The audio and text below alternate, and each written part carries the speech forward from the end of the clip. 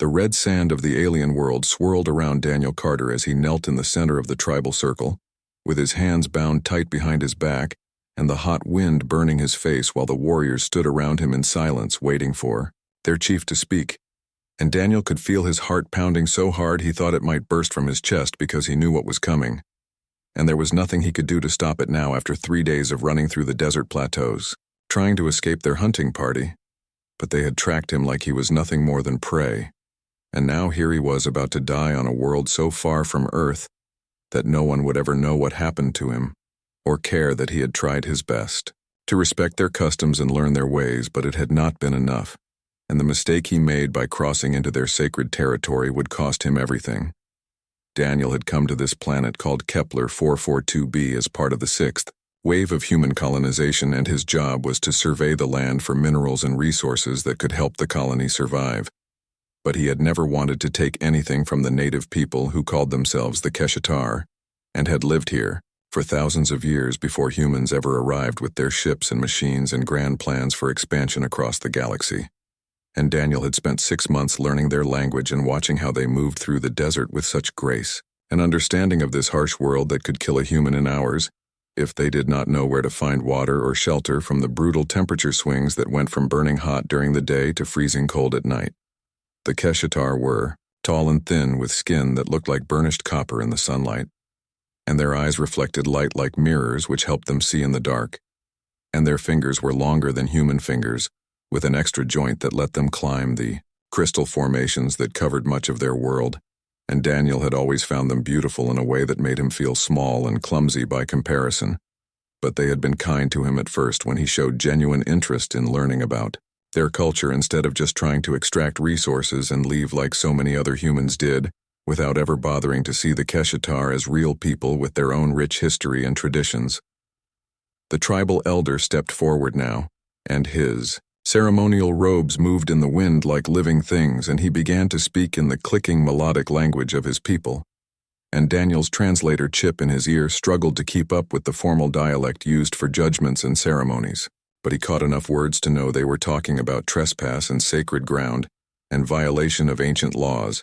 and the punishment for such crimes was always death, because the sacred places were where the Keshatar ancestors rested, and to disturb them was the greatest insult possible.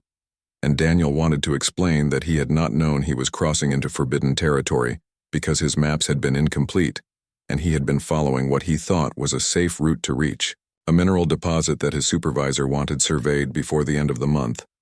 But explanations meant nothing now. He looked around at the faces surrounding him and saw no mercy there, only the hard expressions of people who had been hurt too, many times by outsiders who did not respect their ways. And Daniel understood their anger, even as he feared what was coming next, because he had read the reports about other human colonists who had disappeared in the desert, and everyone assumed they had died from the harsh conditions. But now Daniel wondered if they too had made the mistake of crossing boundaries they did not understand, and paid the ultimate price for their ignorance. And he thought about his sister Katie back on Earth, who still sent him messages every week asking when he would come home for a visit, and telling him about her life at the coffee shop where she worked, and the small joys of her daily routine, and he would never see her again, never get to tell her that he loved her and was sorry for leaving in the first place. The executioner moved forward carrying a blade that gleamed in the double sunlight, and it was made from the same crystal that grew everywhere on this world. And Daniel had learned that these crystal blades were sharper than any metal and could cut through bone like it was soft clay. And he closed his eyes, not wanting to see the blade coming. But then something unexpected happened, and a voice rang out across the circle, loud and clear and desperate. And Daniel opened his eyes to see a figure pushing through the crowd of warriors and tribal members who seemed shocked by the interruption, because executions were sacred ceremonies that could not be stopped once they began.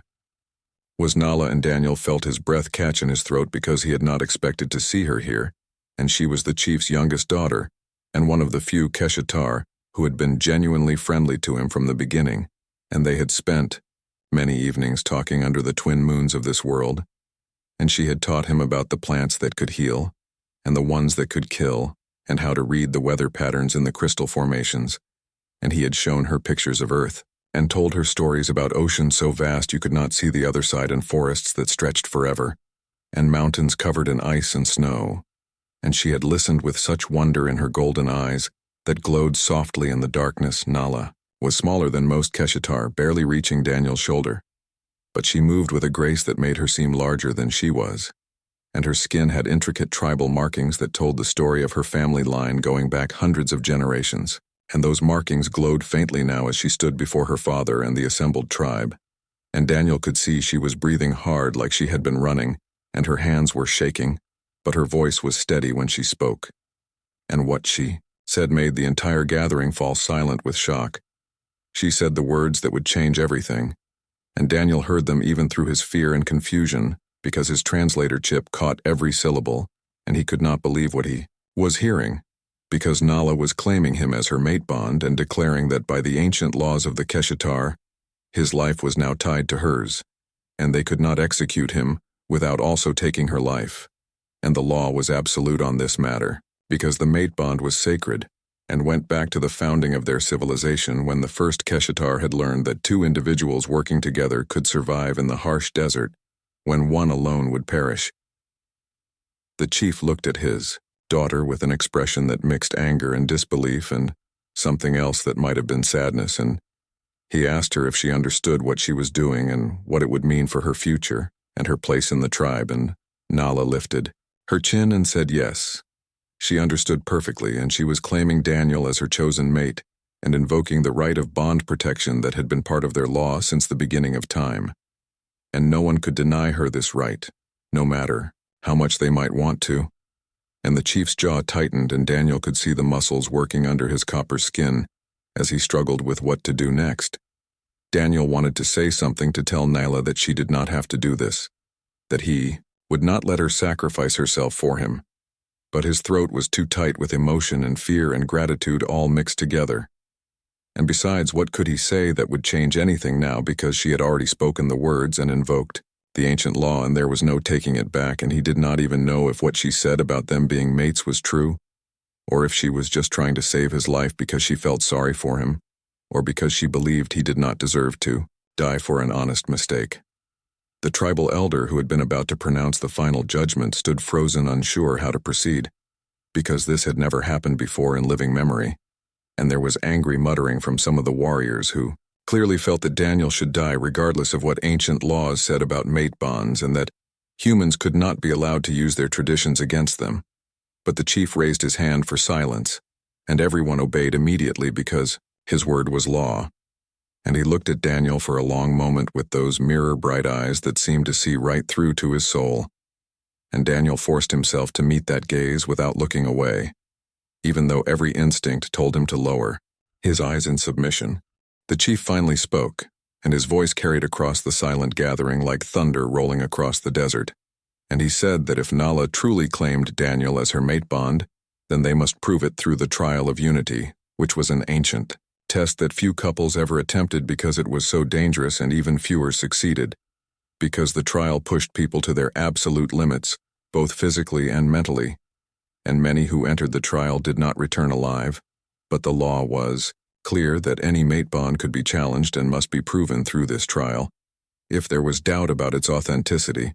And there was certainly doubt here, because how could a human and a Keshtar truly be bonded when they were so different in every way? Nala accepted immediately without hesitation, and Daniel felt someone cutting the bonds on his wrists, and the circulation returning to his hands was painful. But he barely noticed because he was trying to process what had just happened, and what was going to happen next, and he looked at Nala, who turned to meet his eyes and gave him a small nod that seemed to say, "Trust me and follow my lead," and Daniel realized that she had just put both their lives on the line for him, and he did not even know why she would do such a thing, because they were friends, yes. But he had never imagined that she felt anything deeper than friendship toward him. The chief explained that the trial of unity would require them to journey into the Crimson Wastes, which was the most dangerous region of the entire planet, and retrieve a starflower from the deepest cavern, where the flowers grew only once every cycle, and bloomed for just 3 days before withering away forever. And the cavern was guarded by creatures and natural hazards that had killed many experienced warriors over the years. And Daniel and Nala would have only basic supplies, and 3 days to complete the task. And if they succeeded, their bond would be recognized by the tribe and Daniel would be accepted as one of them. But if they failed, then both would be exiled from Keshatar territory forever and forbidden from ever returning. The tribe began to disperse as preparations were made, and Daniel found himself standing alone with Nala near the edge of the settlement where the desert stretched out endlessly in all directions, and the twin suns were beginning to set, painting the sky in shades of purple and gold and orange that he had never seen on Earth, and might never see again if they did not survive the trial. And he turned to Nala and asked her why she had done this and why she had claimed him as her mate when she could have let him die and saved herself from this danger. Nala was quiet for a moment, looking out at the desert with her golden eyes reflecting the sunset, and then she said that she could not let him die, because it would have been wrong and he had done nothing to deserve death except make an honest mistake, and she had watched him over the past months and seen how he treated everyone with respect and kindness and how he genuinely tried to learn and understand instead of just taking what he wanted, like so many other humans did, and she had come to care about him more than she probably should have. And when she heard that he had been captured and sentenced to death, she realized that she could not live in a world where he did not exist. Daniel felt something break open inside his chest like a dam that had been holding back a flood, because he had felt the same way about her for weeks now, but had never dared to say anything.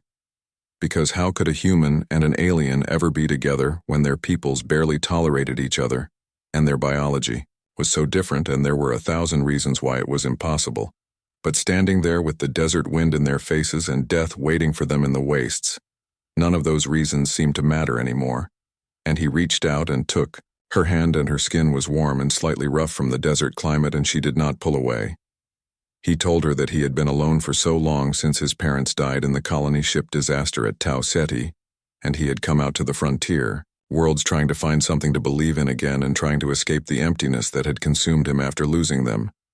And he had thought maybe if he went far enough away and worked hard enough, he could forget the pain. But instead, he had found her, and she had made him want to live again instead of just existing and going through the motions. And if they were going to face this trial together, then he wanted her to know that he felt the same way she did, and had for longer than he wanted to admit. They stood there together as the suns finished setting and the temperature began to drop rapidly, like it always did on this world, and the stars started appearing overhead in patterns that were completely unfamiliar to Daniel, because he was so far from Earth and the constellations he had grown up with. But Nala pointed out the patterns that her people used for navigation, and told him the stories behind them, and how the first Keshatar had followed those stars when they were still nomads wandering the desert before they learned to build permanent settlements and develop the technology that let them thrive in this harsh environment. When they returned to the settlement to rest before the trial began the next morning, Daniel was given a small shelter near the edge of the village, and supplies were brought to him, including water and dried food that would sustain him during the journey, and a thermal suit that would help protect him from the temperature extremes, because human bodies were not built for this world and could not survive without technological assistance.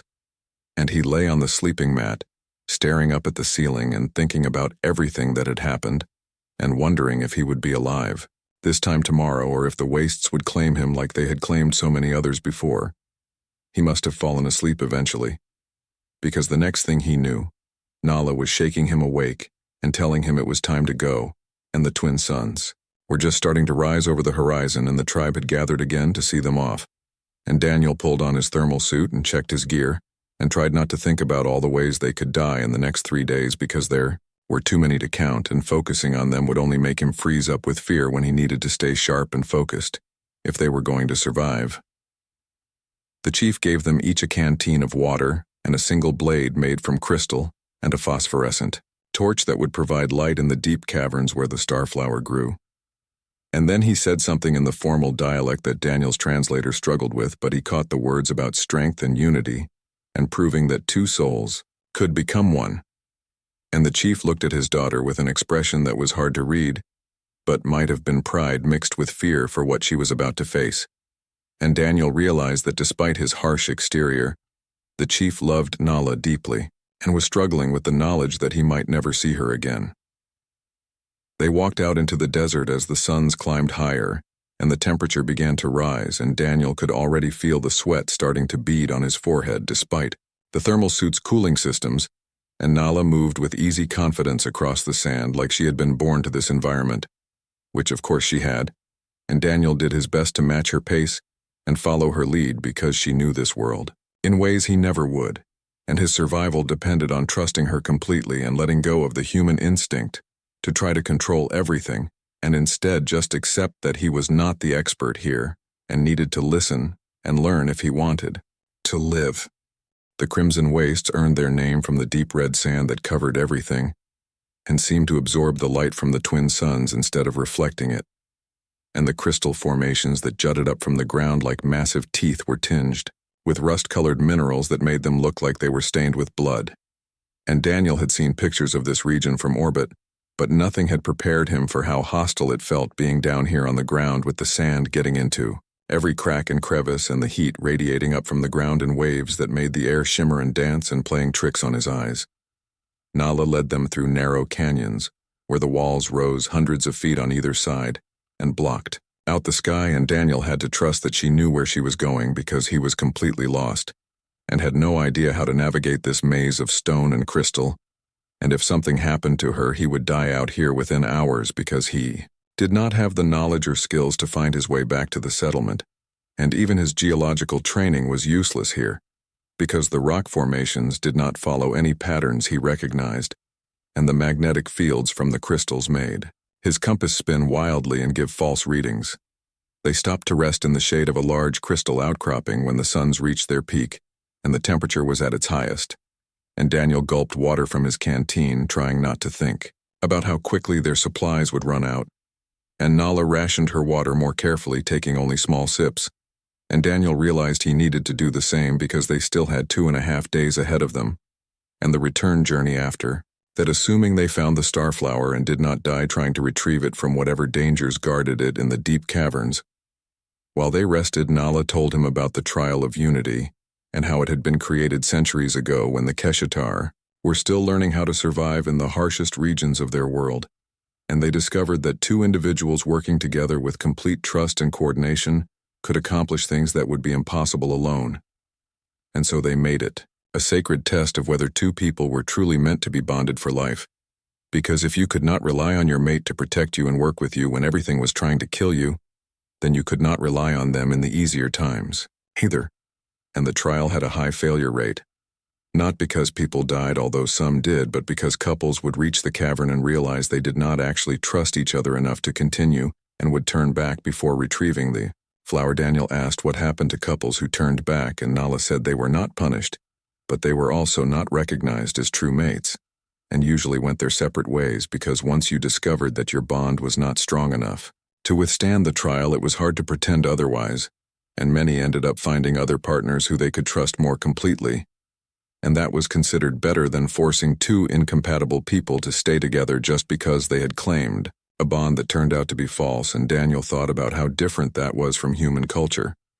where people often stayed in relationships that were clearly not working because of social pressure or fear of being alone or simple inertia. When the worst of the heat had passed, they continued, and the terrain became more difficult with steep climbs up crystal faces that required careful handholds and precise foot placement, and Daniel's hands were soon cut and bleeding from the sharp edges. But he did not complain because Nala's hands were bleeding too, and she kept going without hesitation. And he was determined not to be the weak link in this partnership, even though he knew his human body was less adapted to this environment, and he had to work twice as hard to keep up with her natural grace and strength. They reached the first major obstacle as the suns began to set, and the temperature started its rapid plunge toward freezing, and it was a chasm that split the canyon floor, with walls of smooth crystal that were impossible to climb, and the gap was at least 50 feet across, and there was no way to jump it, and no way around that they could see. And Daniel studied the formation using his training as a geologist, and noticed that there were crystal spires jutting from the walls at irregular intervals, and if they were very careful and very lucky, they might be able to use those spires as stepping stones to cross the chasm, but one wrong move would send them plummeting into darkness and certain death. Nala looked at the spires and then at Daniel and asked if he thought they were stable enough to hold their weight, and Daniel examined them more closely and said, He thought so, but he could not be certain. Without testing them, and the only way to test them was to actually try crossing and hope they did not break under pressure. And Nala nodded and said she would go first, because she was lighter, and if the spires held her, they would definitely hold. Him and Daniel wanted to argue and say he should go first because he was the one who had gotten them into this mess, but he knew she was right, and her natural agility gave her a better chance of recovering if something went wrong. She started across, and Daniel held his breath watching her move from spire to spire with careful, deliberate movements, and each time she landed on a new crystal, he expected to hear it crack and see her fall. But somehow she made it look easy, even though he knew it was anything but, and she was halfway across when one of the spires shifted slightly under her weight and she froze completely still for a long moment, before carefully redistributing her weight and continuing, and Daniel realized his hands were shaking and he forced them to be still because he would need steady hands when it was his turn. Nala reached the other side and turned to watch him, and Daniel started across trying to follow the exact path she had taken, and testing each spire carefully, before committing his full weight, and the crystals were cold under his hands and he could feel them vibrating slightly with some frequency. He could not hear, but which made his teeth ache, and when he reached the halfway point, the same spire that had shifted under Nala cracked under his greater weight and his foot slipped and suddenly he was falling with his fingers scrabbling for any hold, and his heart in his throat and the darkness of the chasm yawning below him. His hand caught another spire and pain shot through his shoulder as his full weight jerked against the grip, and he hung there for a moment with his legs dangling over nothing, and his fingers starting to slip on the smooth crystal surface.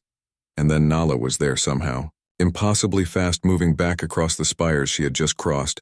and reaching down to grab his arm and hauling him up with strength that seemed impossible for someone her size. And Daniel scrambled to find purchase with his feet, and together, they made it to a stable platform where they collapsed for a moment, breathing hard and clinging to each other. When Daniel could speak again, he thanked her, and Nala just shook her head and said that was what partners did, and they protected each other, and if their positions had been reversed, she knew he would have done the same for her. And Daniel realized she was right, and that somewhere in the past few hours they had stopped being two separate individuals trying to survive, and had become something more like a single unit that moved and thought and acted together. And maybe that was what the trial was really about. Not just testing whether you could retrieve a flower, but whether you could learn to trust someone else so completely that you stopped thinking in terms of me and started thinking in terms of us. Night fell fast in the wastes, and with it came the cold that Daniel had been warned about. But experiencing it was completely different from knowing it was coming, and within an hour of sunset, his thermal suit was working at maximum capacity and he was still shivering and his teeth chattering so hard he thought they might crack. And Nala found them shelter in a shallow cave that offered some protection from the wind that howled through the canyons like something alive and angry, and they huddled together in the darkness with only the faint glow from the phosphorescent torch to see by. Nala pulled Daniel close and wrapped herself around him, and he could feel the warmth radiating from her body, and realized that the Keshatar generated much more heat than humans did, which made sense because they had evolved here,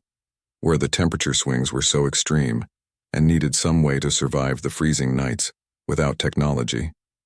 And Daniel pressed against her gratefully and felt his shivering slowly subside as her warmth seeped into him, and she held him tighter and whispered that she had him, and he would be okay. And he just needed to hold on through the night.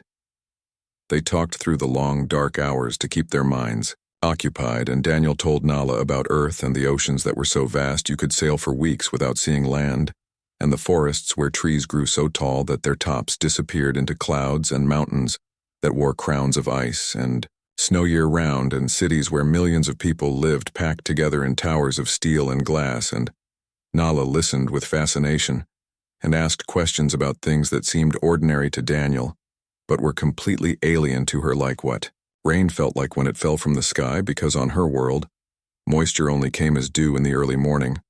or as occasional ice storms in the winter. Nala told Daniel about her people's history and the great migrations when the Keshatar had wandered, the deserts following the seasonal patterns of water and food, and how they had nearly destroyed themselves in wars over territory, before finally learning that cooperation was the only way to survive on a world as harsh as theirs. And she told Him about the first chief who had united the tribes and established the laws that still govern them today, including the law about mate bonds and the trial of unity, and how those traditions had kept their people strong through centuries of hardship and change. As the first hints of dawn began to color the cave entrance, Nala asked Daniel why he had really come to this world and what he was running from, because she could see in his eyes that he was running from something, and Daniel was quiet for a long time before finally telling her about his parents and the colony ship disaster at Tau Ceti, where a reactor malfunction had killed 3,000 people, including his mother and father, and how he had been on Earth at the time finishing his training.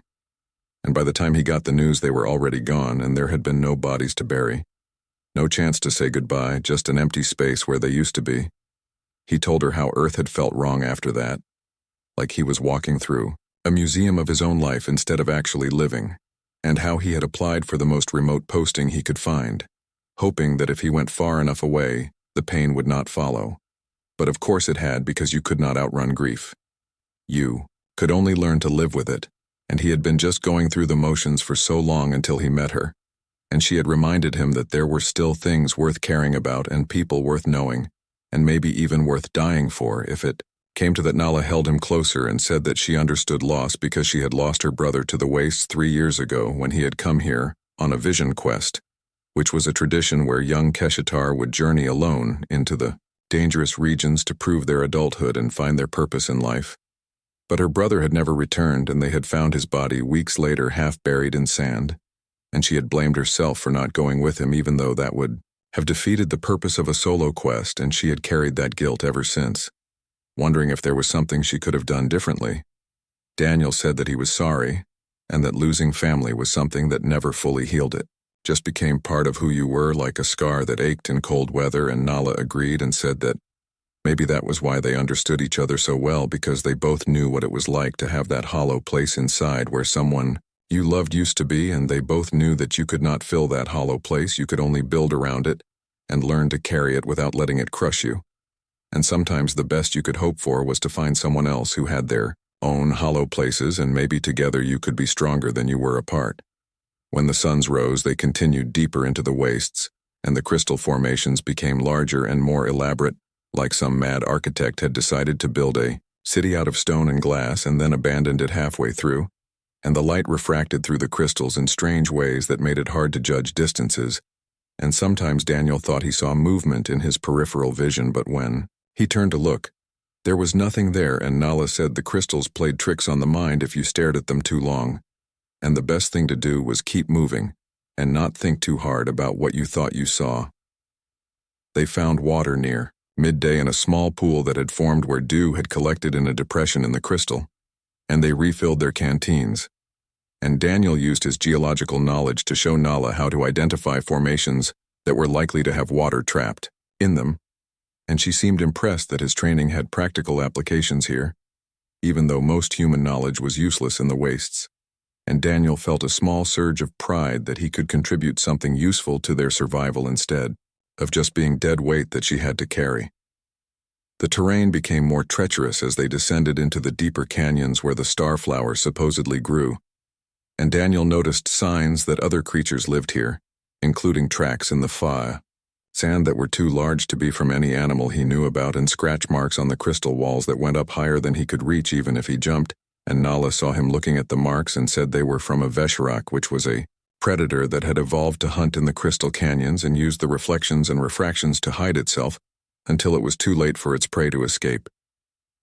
Daniel asked how dangerous the Vesharak were, and Nala said they were very dangerous and had killed many warriors over the years, and the only way to survive an encounter was to either run faster than it could chase, which was unlikely because it was built for speed in this terrain, or to confuse its camouflage somehow because it relied on the crystal reflections to hide. And if you disrupted that pattern, it became visible and vulnerable. But she did not know exactly how to do that, because few people who encountered a Vesharak lived to tell about it, and those who did were usually too traumatized to remember details clearly. They found the entrance to the deep cavern on the second day, and it was exactly as Nala had described it. From the old stories, a dark opening in the canyon wall that seemed to swallow light and exhale cold air that smelled of minerals, and something else that Daniel could not identify, but which made the hair on the back of his neck stand up in warning. And they stood at the entrance for a moment, gathering their courage, before stepping into the darkness with only their phosphorescent torch to light the way. And even that seemed dimmer than it should be, as if the darkness here was thicker and heavier than normal darkness.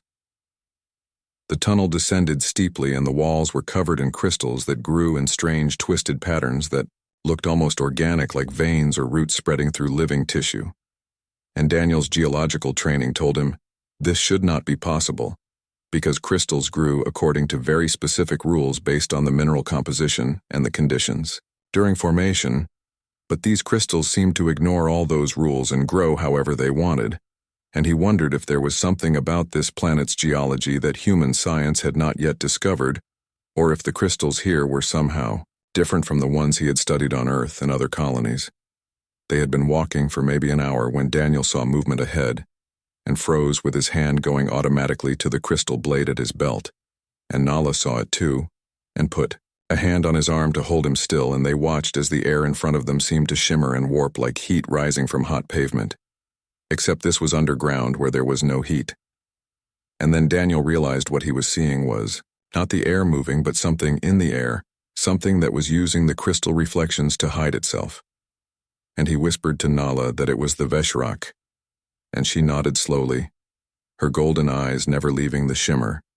The creature was about 6 feet tall at the shoulder and moved on 4 legs that seemed too thin to support its bulk, but it moved with a fluid grace that suggested those legs were stronger than they looked,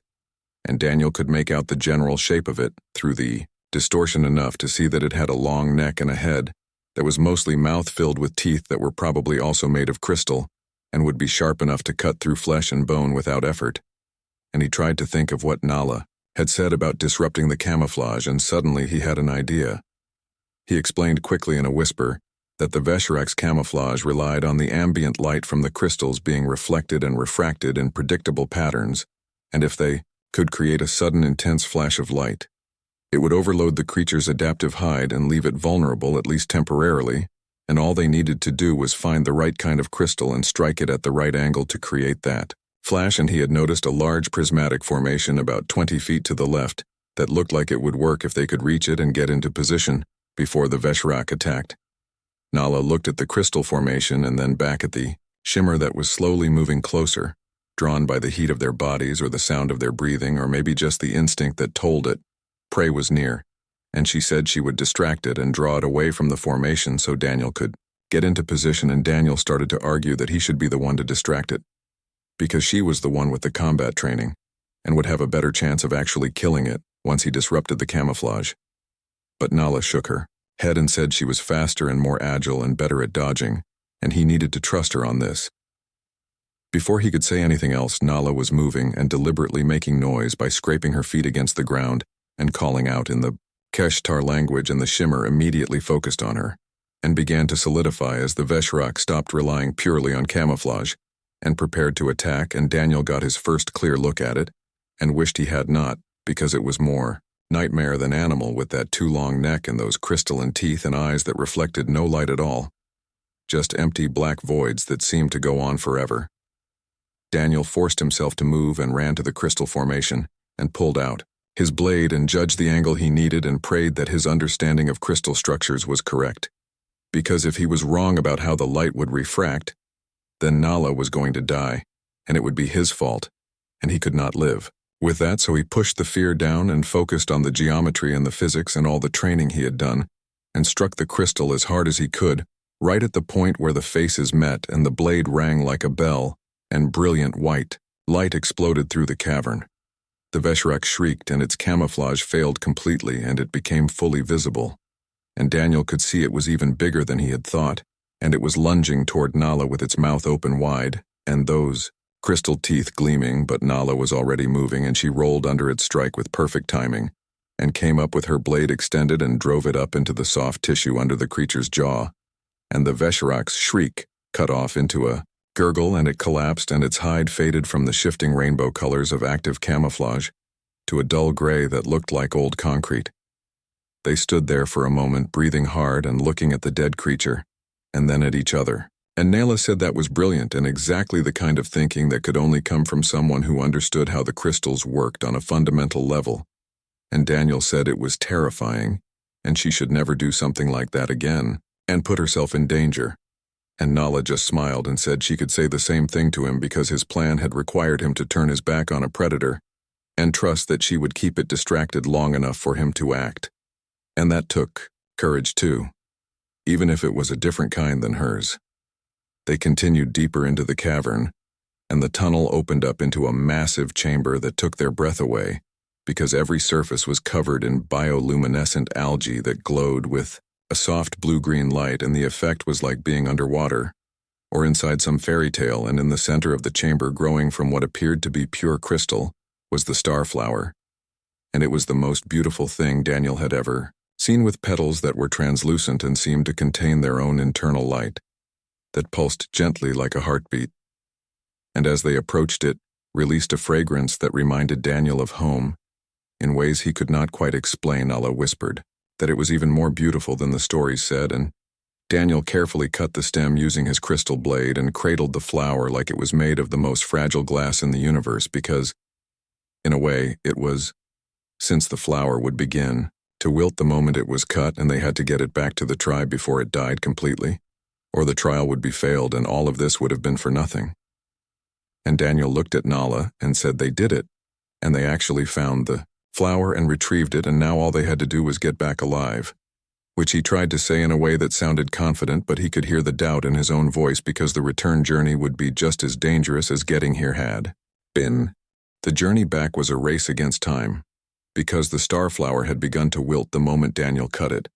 and its luminescence was already fading, and they had until the end of the third day to return it to the tribe before it died completely. And if they failed, then everything they had been through would be meaningless, and they would be exiled from both their peoples and forced to wander as outcasts with nowhere to belong and no one to turn to. And Daniel pushed that thought away and focused on putting one foot in front of the other and keeping up with Nala, who was setting a brutal pace through the canyons. They moved faster than they had on the way in, sometimes running across relatively safe stretches and sometimes climbing, with desperate speed-up crystal faces that had taken them hours to navigate before. And Daniel's hands were bloody from gripping the sharp edges, and his lungs burned from breathing the thin air at this altitude. And Nala was breathing hard too, with a ragged quality that worried him because she never showed weakness, and if she was struggling, then things must be worse than she was letting on.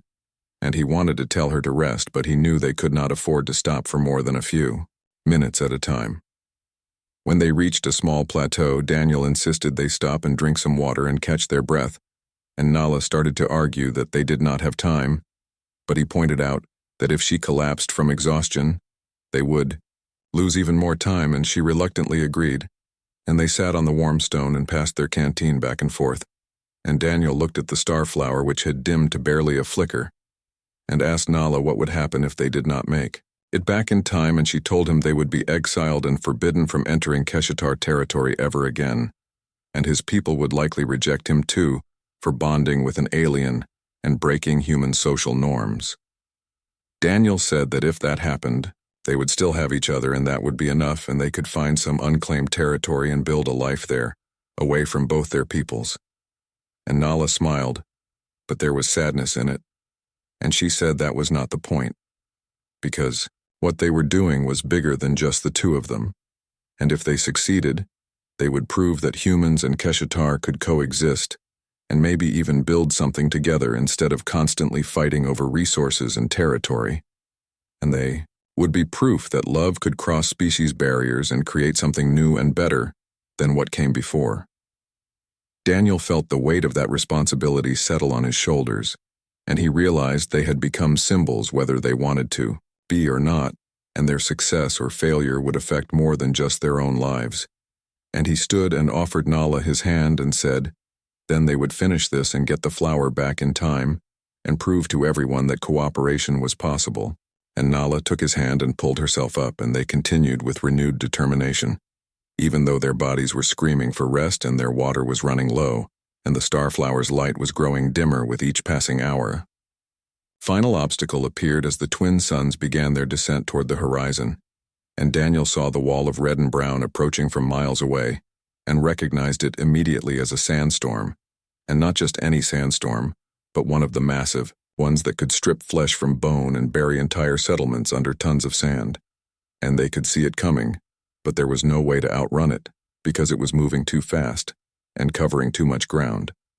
And Nala said they needed to find shelter immediately or they would die out here, and the trial would be failed. And Daniel looked around desperately for any kind of protection. He spotted a cluster of crystals ahead that formed a natural shelter with an overhang that might protect them if they could seal themselves in somehow, and he pointed it out to Nala, and she nodded, and they ran with the wind already picking up and pelting them with sand and small stones. And by the time they reached the shelter, the storm was almost upon them,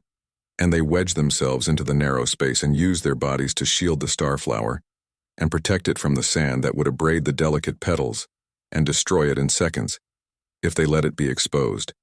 The storm hit like a physical force, and the wind screamed through the crystals at a pitch that hurt their ears, and sand found every gap in their shelter, no matter how small,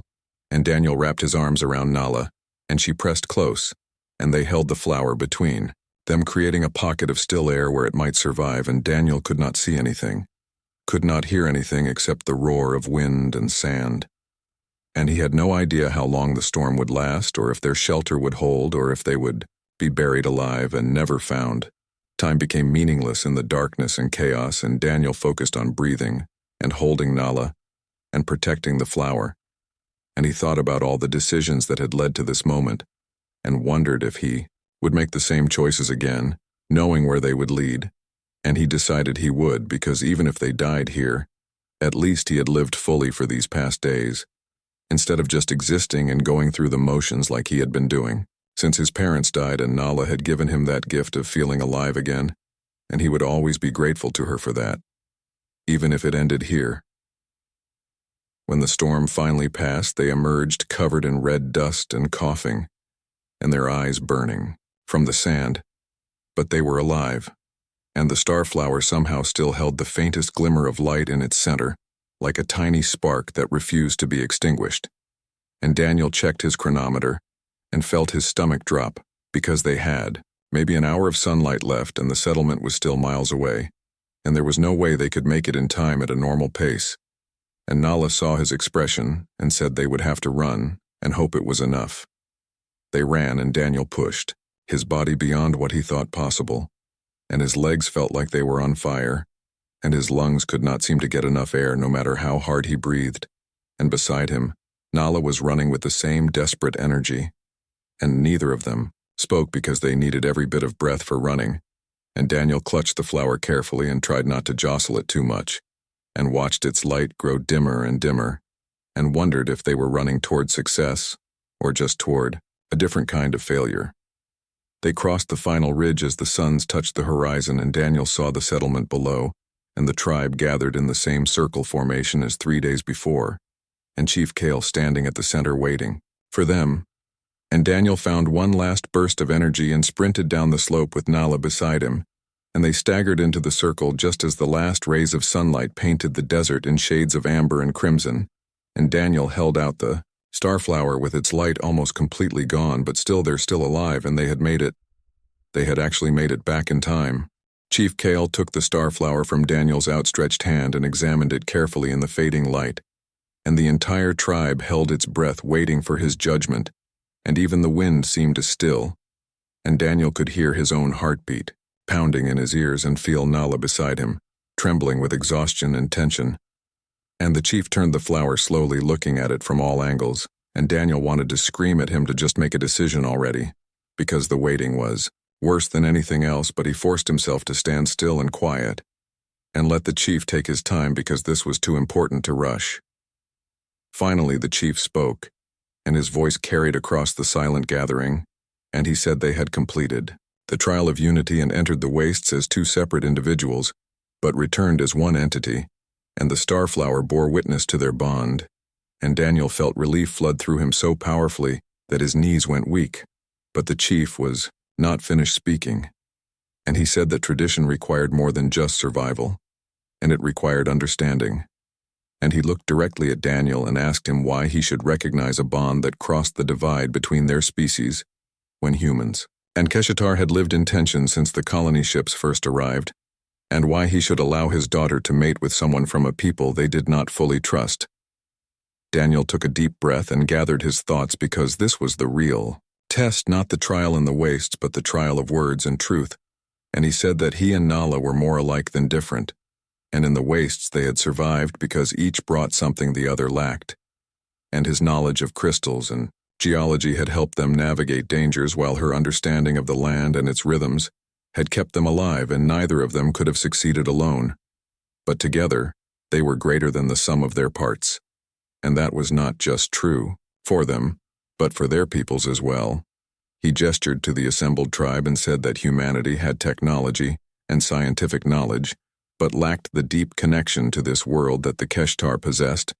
and the Keshtar understood the subtle signs and patterns that meant the difference between life and death in the desert, and humans needed that knowledge, and perhaps the Keshatar needed what humans could offer too,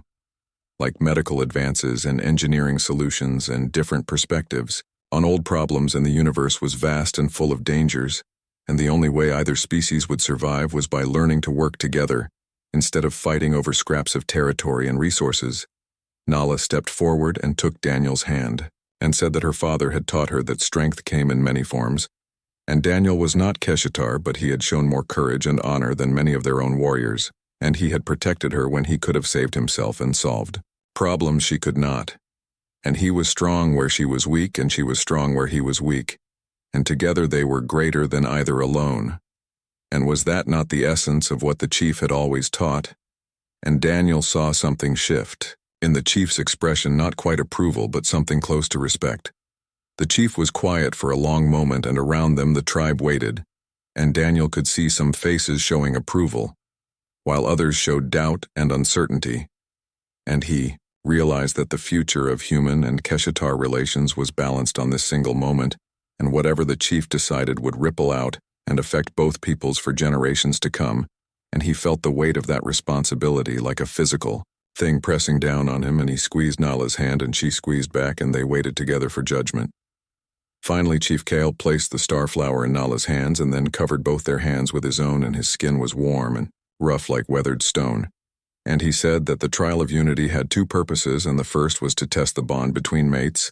and the second was to test whether that bond could withstand the judgment of the tribe, and they had passed both tests, and Daniel felt his breath catch in his throat, because he had not dared to hope for acceptance, only for tolerance at best. But the chief was not finished speaking. The chief raised his voice so everyone could hear and announced that he recognized the bond between Nala of the Keshatar and Daniel Carter of Earth, and let it be recorded in their histories that on this day they became one family, and he said, may their union be the first of many bridges between their peoples, and the tribe erupted in a chorus of clicking calls, which was the Keshatar expression of celebration and joy. And Daniel felt his knees weaken with relief, and Nala threw her arms around him, and he held her close, hardly believing they had actually done it and succeeded, against all odds. The celebration continued into the night with food and drink and stories being shared around fires that burned with crystals that gave off different colored flames, and Daniel found himself surrounded by Keshatar who wanted to hear about the trial and about Earth and about his plans for the future, and he answered their questions as best he could, and tried to remember names and faces and make genuine connections with people who had been strangers or even enemies just days before, but who were now treating him like one of their own. And it was overwhelming, but in a good way. Later, when things had quieted down and most of the tribe had dispersed to their own shelters, Daniel and Nala sat together under the twin moons and looked up at the stars, and Daniel thought about how far he had come from that moment when he had been bound before the tribe and certain he was going to die, and how Nala's voice crying out to spare him had changed everything and set them on this path that had led to acceptance and maybe even the beginning of real peace between their peoples. And he wondered what his parents would have thought about all this, and decided they would have been proud. Nala asked him what he was thinking about, and Daniel told her about his parents and how they had always believed in the possibility of different species working together and building something better than any one species could build alone, and how they had died trying to establish a colony where humans and aliens could coexist peacefully. and how he had given up on that dream after they died. But now maybe he was starting to believe in it again. And Nala said that their bond was proof that the dream was possible, and that love could cross any divide if people were willing to take the risk and be vulnerable, and trust each other. Daniel agreed and said that humans had a saying about how the journey of 1,000 miles begins with a single step. And they had taken that first step together, and now they would continue walking together and show both their peoples what was possible. When you stopped seeing others as enemies or obstacles, and started seeing them as potential partners and friends and maybe even family, and the universe was vast and full of wonders, and there was room enough for everyone if people would just stop fighting over territory and resources and learn to share and cooperate and build together. 3 months had passed since the trial, and Daniel stood on the observation platform of the newly established Combined Council building, watching the twin suns set over the desert, and the structure was a collaboration between human engineers and Keshtar architects, and it blended human technology with Keshtar design principles in a way that was beautiful and functional, and it had become a symbol of what was possible when two species chose cooperation over conflict, and Daniel felt proud every time he looked at it because he and Nala had helped make this possible, even if they had not built it with their own hands.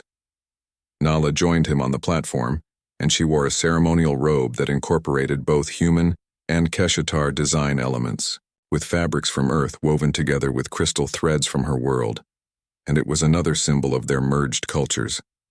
And she told him that a mining delegation from the human settlement had arrived, and his former supervisor, George, had been asking about him and was surprised to find Daniel working as a liaison officer instead of surveying mineral deposits. And Daniel smiled because his life had changed so much in such a short time, and he could hardly recognize the person he had been before the trial. Their new role had emerged naturally from their bond because as the only human and Keshatar couple, they were uniquely positioned to bridge the gap between the two species, and they had become translators not just of language, but of culture and intent, and when misunderstandings arose they were there to explain perspectives that others might miss. And it was challenging work, because there were still members of both communities who viewed their union with suspicion, or outright hostility, and there were cultural differences that seemed impossible to reconcile. But slowly and steadily progress was being made. Nala pulled up a data pad and showed Daniel a message from his sister Katie, who sent weekly updates about her life on Earth. And this message said the coffee shop was thriving, and Katie was dating someone new who was a teacher at the local university, and Daniel felt warmth spread through his chest, because Katie had been terrified when he first told her about Nala and the trial and everything that had happened, but she had come around especially after Nala had learned to make video calls and personally introduced herself. And now Katie treated Nala like the sister she had never had, and sent messages asking when they would visit Earth. Daniel asked Nala if she would want to visit Earth, and she leaned against the railing and looked out at the desert and said she would be terrified because it was so different from her world with its cooler temperatures and crowded cities and oceans that would probably frighten her. But Daniel had been terrified in the wastes, and came with her anyway, and that was what partners did, and they faced their fears together. And Daniel put his arm around her shoulders and said they would go next year after the planting season, and Katie would love to show her the coffee shop, and he wanted Nala to meet some of his old friends. A soft chime sounded from the building behind them, and it was time for the evening council session, and tonight's agenda included discussing joint scientific expeditions to unexplored regions of the planet, which would have been unthinkable just months ago, but was now becoming routine. And Daniel and Nala turned to go inside, but Nala paused and asked if he ever regretted what happened in the desert and everything that came after, and Daniel thought about that moment when he had been bound before the tribe, certain he was about to die, and he thought about the wastes and the fear and exhaustion and pain, and he thought about the responsibility they now carried, representing not just themselves, but the possibility of lasting peace. Then he looked at Nala and at the woman who had stood between him and death, and who had walked through fire with him, and who had become not just his partner but his purpose. And he said not for a single second, and he meant it with every fiber of his being. And they went inside where the combined council chamber was, filling up with humans sitting beside Keshatar and working through translators and patience to understand each other. And it was not perfect, and would probably never be perfect, but it was real, and it was progress. And that was all anyone could ask for. Chief Kale spotted them and nodded in greeting, and he had become one of their strongest allies, using his influence to push for increased cooperation, and he was proof that even the most traditional minds could change given the right motivation. And as the session began, Daniel found his mind drifting back to that day when Nala had cried out for him and declared him her husband, when he was a stranger to her people, and that single act of courage had changed everything, and started them on this path that led to the council chamber and the possibility of real lasting peace between their species. Now they were building something that would outlast them both, and it was a framework for cooperation and a model for how different species could not just coexist but thrive together. And it would not be easy, and there would be setbacks and conflicts and moments when everything seemed ready to fall apart. But Daniel had learned something important in those 3 days in the Crimson Wastes, and he had learned that the universe was vast and often hostile, but it was also full of unexpected beauty. And sometimes in the most unlikely places you found people worth fighting for, and worth changing for, and worth building a future. With the council began discussing details of the first joint expedition, and human scientists would work alongside Keshatar guides to explore ancient ruins in the southern continent. And it was exactly the kind of collaboration they needed more of. And under the table, Nala found Daniel's hand and squeezed it, and he squeezed back, and a silent conversation passed between them. And they had survived the trial and proven that love could cross species barriers, and shown that cooperation was possible. And now came the harder work of building trust day by day and translating not just words but intentions, and being a bridge when others wanted to build walls, but they would do it together, just as they had crossed the wastes together and faced the Vesherak together, because that was what humanity did best. And humans were stubborn and resilient, and they fell in love with impossible things and made them possible through sheer force of will. And Daniel had come to this world looking for something to believe in, and he had found it in the most unexpected form.